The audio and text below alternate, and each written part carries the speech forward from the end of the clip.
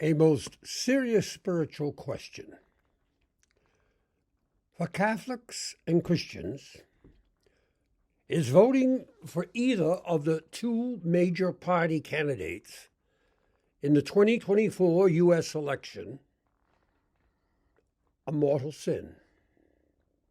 That is, an intrinsically grave evil. Or perhaps better, how can voting by a Catholic or a Christian in the 2024 U.S. election for either of the two major party candidates not be a mortal sin, an intrinsically grave evil?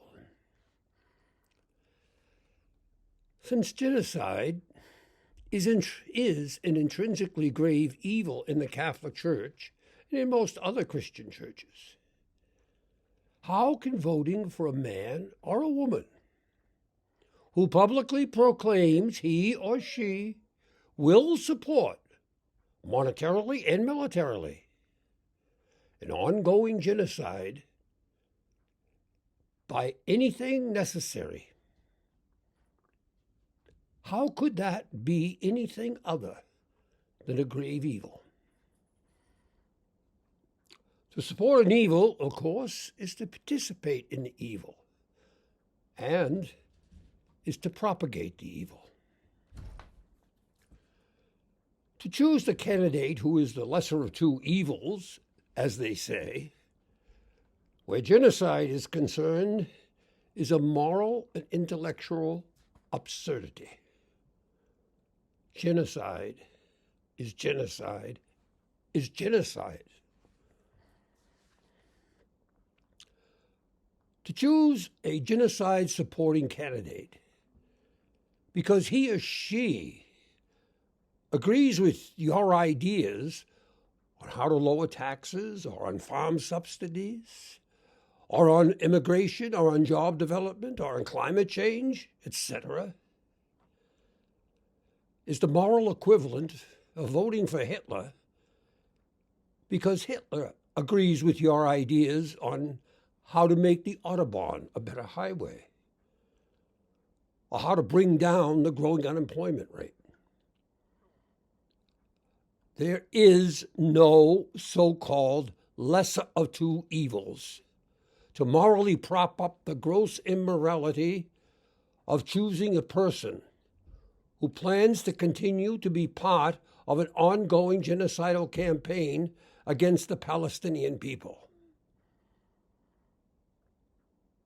No such lesser of two evils exist morally. Hitler and his Nazi party did build a better Autobahn and did significantly reduce unemployment,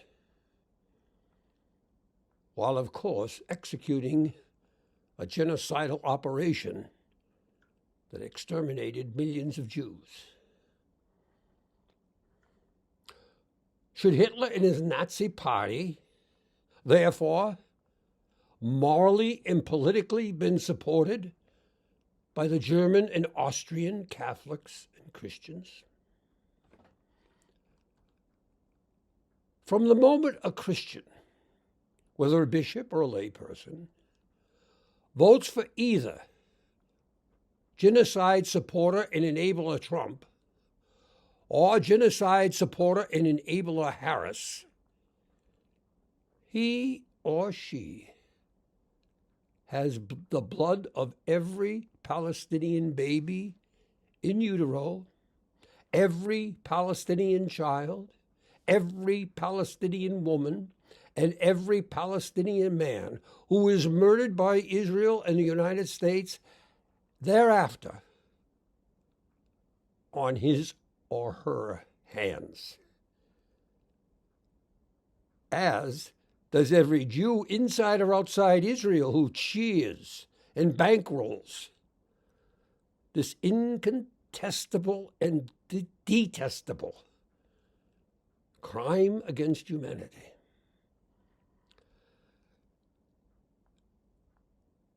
No amount of washing their hands with corporate mass media, artificially perfumed fake soap, will remove the sight and the smell of the Palestinian blood